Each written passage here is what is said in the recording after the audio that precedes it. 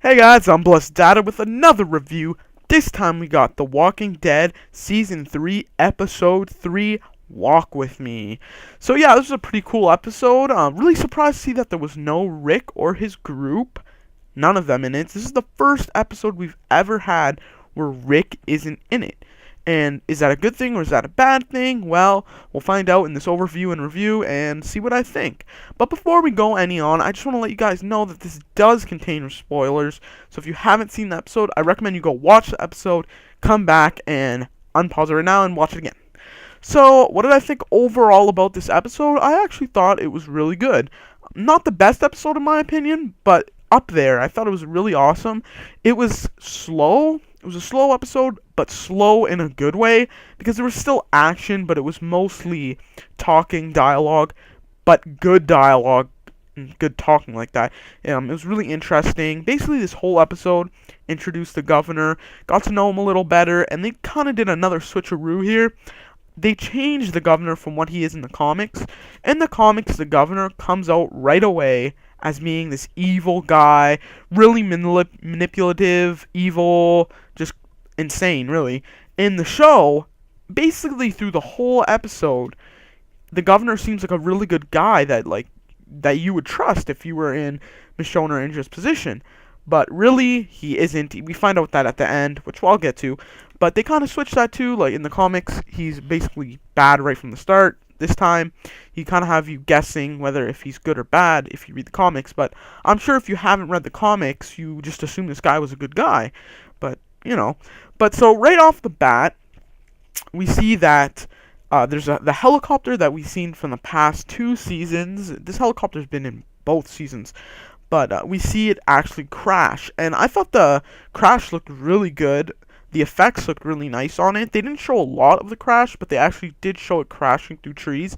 And it actually looked really nice. It didn't look fake. Because I know, a lot of these shows, like, when there's something like there's a big explosion or something, and it's really not a movie, it looks really fake. But this one actually looked really nice, so I have to say that. And so Michonne and Andrea watch it crash. Basically, they see the smoke. So then they start walking toward it. Found it kind of funny how Michonne kind of just pulls the zombies, like, come here, puppy, come on, like her pets. So that's kind of funny. But so they go up to it and everything. And Michonne actually ties the walkers to a tree. And again, I just find that funny that she kind of does treat them like pets. And, it's funny that they call them pets. But so she puts them, ties them to a tree, her 2 zombie pets. And they start hiding in the bushes. And a bunch of vans and trucks mostly trucks come up. Weird that all the trucks were the same. I don't know how that would happen in a zombie apocalypse, that you find all the same trucks. I don't know. If you see the episode, you'll understand what I'm talking about. But, I don't know. Maybe it's just a little nitpicking now, but I had to bring it up. But anyway, so all these trucks come, and out come a bunch of people, one of them being the governor.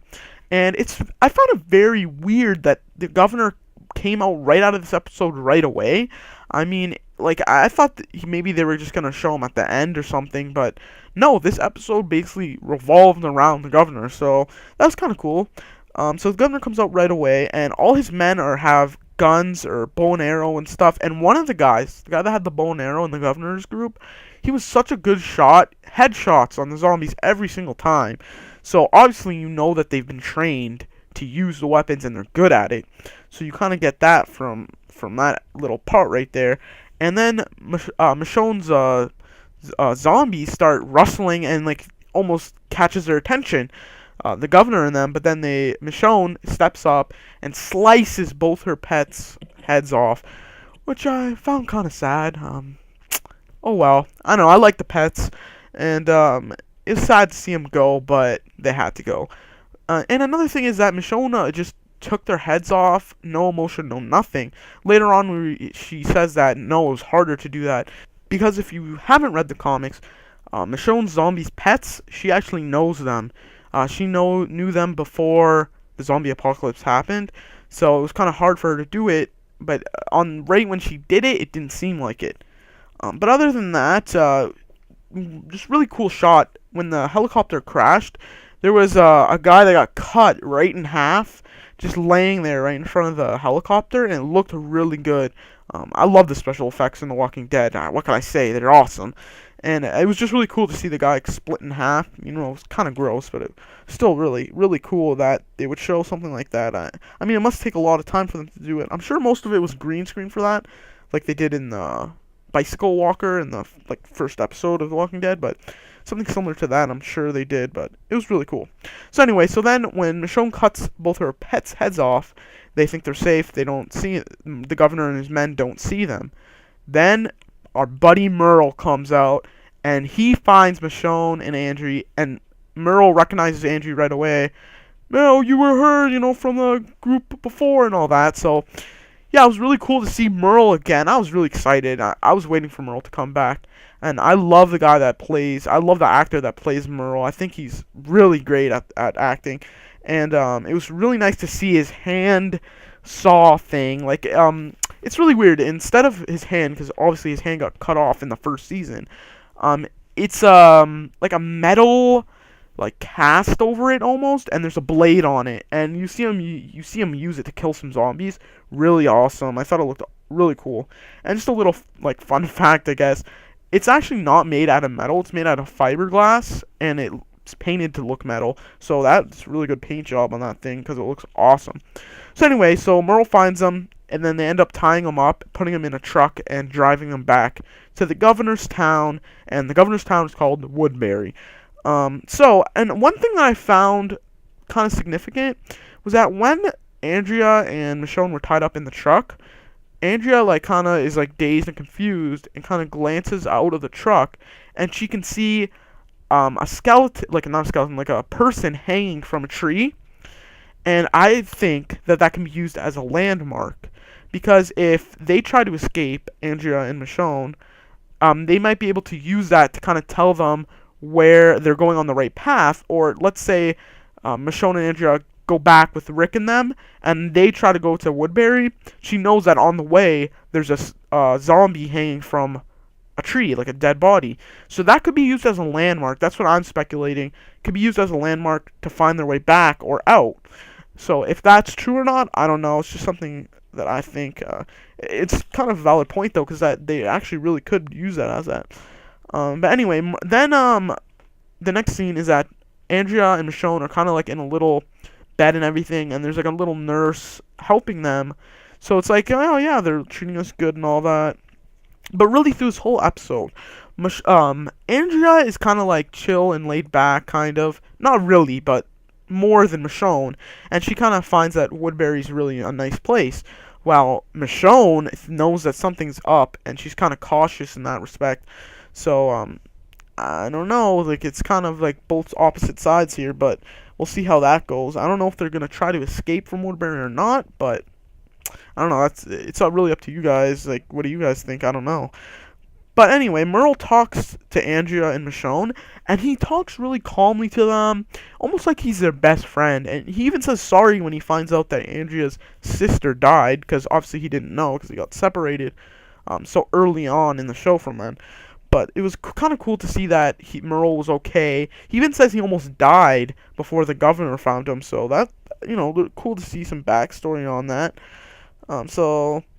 Yeah, so then the governor reveals to Andrea and Michonne that everyone is infected, because Michonne and Andrea didn't know that already, because obviously they weren't with Rick's group. So they find out that everyone is infected, and yeah. Another thing I'd like to say about Merle's like saw hand, it's a very clever way to hide his hand, because obviously the actor still has his hand. So how could they hide his hand like in a good way that isn't really disruptive to filming? And you know, when I first thought of this, you know, I'm thinking they're gonna have to use green screen on his hand. It's gonna be a hassle, but really, this like tube that goes on his hand really conceals it really nicely, and it looks like his hand's gone. So that's a really clever way to hide that his hand's still there. Like, so I thought that was pretty cool how they did that. And then the governor gives Andrea and Michonne food, water, place to sleep. You know, he's treating them really well. He seems like a great guy. Then it's revealed that there's actually 73 people living in Woodbury. So Woodbury's kind of blocked off little city. It's got huge walls, people protecting this little place. But 73 people is a lot of people to take care of. I mean, Rick's group is like what, less than 10 people. So like it's like almost 7 times, well, probably more than 7 times bigger than Rick's group. That's a lot of mouths to feed. That's a lot of people to protect. So the governor's obviously doing a good job. And we actually see a scene where everyone's out and about, like doing their daily business in Woodbury, and it looks like a normal like place, like before the zombie apocalypse. So obviously the people like the governor because they help them, right? But yeah, it almost seems like they're really well protected and everything. So that's cool.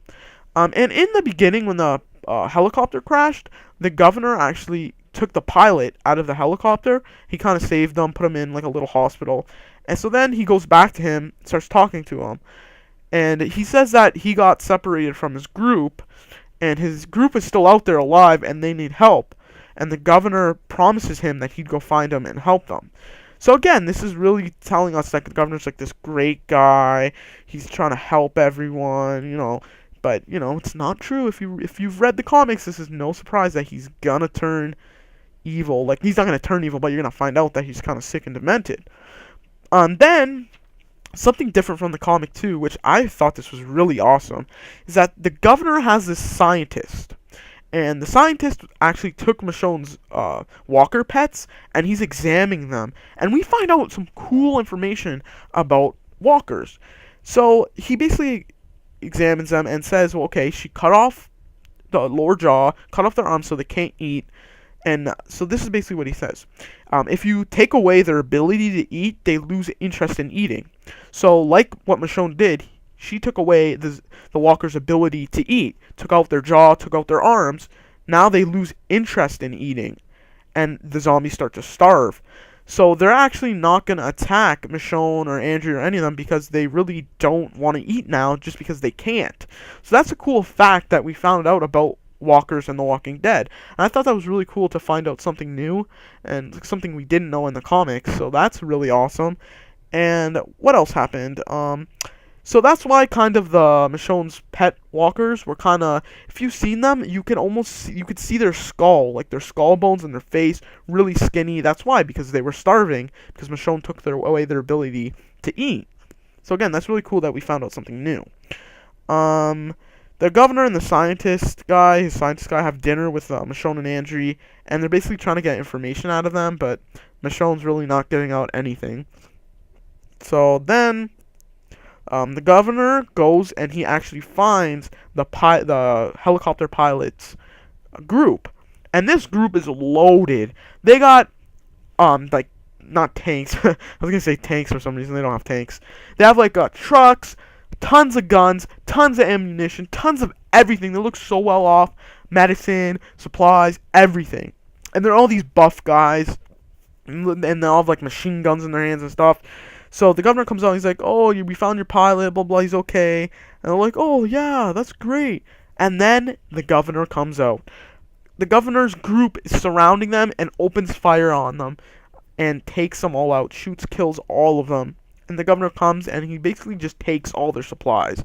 So again, this is the comic book governor coming out, his true character, his true side. He is sick and demented. He'll do anything for his group, similar to what Rick will do, but he is more disturbed. And we'll even find out in the last scene of this episode, you will see how disturbed the governor is. But yeah, he basically is doing anything to get supplies and stuff, even if it is killing people for no reason. At least Rick, he has to have a legit reason why to kill someone. And even that's wrong, obviously, but the governor just kills no matter what if they have something that he wants. So then there's one survivor from this group of the pilot's group, and he starts running away. The governor takes out a gun, like an assault rifle, shoots him. And then someone else in the governor's group, the governor hands him a knife and tells this guy in the governor's group to go stab him right in the head. And the guy that he just shot. So again, and this guy that he gave the knife to, he's like the anti-Glenn. He looks exactly like Glenn, which is funny. But again, the governor is training his people to be ruthless and brutal just like himself.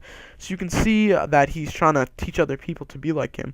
But you can understand why he's the leader, because he has like leader characteristics. He's that kind of person. But one thing I'd like to talk about real quick is that the governor in the comic and the governor in the TV show, they look completely different. But I think they did this on purpose because the governor in the comics looks really like he's really run down, not a clean person at all, dirty almost. You wouldn't trust him if you've seen him. This governor in the TV show, he's clean cut. You know, he looks normal, looks like a good guy, and that's really why you would trust him. He looks like a good guy that you would trust. So that's what they're going for here. They're trying to see that the governor is making everyone trust him. The governor makes everyone seem like he's a good guy. Really, he's not. So if he looked like the same he did in the comic, that I don't think they would have the same effect. So I think they made a good choice of making the governor look different. So I thought that was actually a good choice and something that adds to the TV show, something that puts it away from the comic. I like how they're taking away from the comic. They're not doing the exact same thing. I like it and I don't like it, but I think that overall it's good that they're separate from the comic, doing something different. Another thing is that the governor's scientist, actually, he kind of looks disgusted at the governor. Like, I don't think he likes him, just the way he looks at him, the way he talks to him. So maybe he'll turn against the governor. Maybe he'll join Andrea and Michonne. That's my speculation again. I think that he's going to help Andrea and Michonne get away, or he's going to escape with them. I think that's what's going to happen, honestly. Then the governor comes back with all these supplies he got from the pilot's group, and he basically has this like big announcement. All the people gather around. And he's like, this is what he says. He says, yeah, we got there, but walkers were there first and took them out before we can get them. So again, he's lying. He seems like a good guy. He seems like he's doing everything right. But in reality, he's not doing the right thing. And you can see that he's lying to his people straight to their face. So that's where you start to see, again, he's kind of off. He doesn't seem that good. And then this is where the really disturbing part happens, which, again, this is in the comic too. The same thing happens in the comic. But before we get to this disturbing part, we actually see a picture of the governor's daughter. It's on a desk or whatever, and there's a picture of the governor, his wife, and his daughter. And it's cool to see his daughter because his daughter plays a big role in the comics. I won't say anything, I won't spoil it, but I'm just gonna say that it's a big part. So if his daughter is in the show, it'll be really awesome. But anyway, so the governor kind of goes into his own little room, locks the door, has a separate generator just for this room, and he has aquariums stacked on top of each other, just with heads in it, cut off, severed heads that just float there of zombies, of humans, and he just stares at them. The generator is up, lights are on the heads, and he just stares at them. And it's really just disturbing that he would just stare at them. Like, it's like almost like he's watching TV almost. He just stares at the heads. So, and this is where you know that he is like mentally disturbed, and this is where you know that he's not a good person. He's not a good leader. So it's gonna be awesome to see him confront Rick later on in this season. But overall, I thought this was a really good episode. And one other thing that I want to say is that in the aquariums, the pilot's head was actually in there, his cut off head. So obviously he killed the pilot too. So that was a big shock too. And you know, I thought this was a really great episode. And again, there wasn't tons of action, but there was action.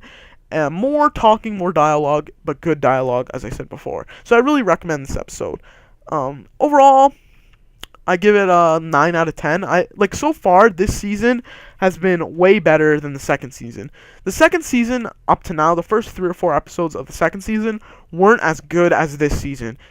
Really, to me, it seems that The Walking Dead, each season, it gets better and better and better. And I can't just wait for more episodes to come out. It's going to be really interesting seeing them switch back and forth to prison and Andrea, Michonne, and Woodbury. And I hope that they don't do it like they're doing right now. I don't really like how it's Andrea, Michonne one episode, Rick and his group the next episode.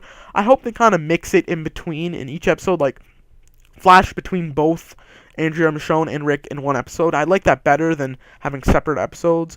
But it still works. So I just want to say thanks, guys, for watching. Don't forget to rate, comment, and subscribe. And I'm actually on Twitter at UnblessedData. So if you want to follow me on Twitter, you can get the latest news. You can figure out and find out when I post these videos as soon as possible. You'll find out. So thanks, guys, for watching. And stay tuned for more news and reviews. Thanks, guys, and I'll talk to you later.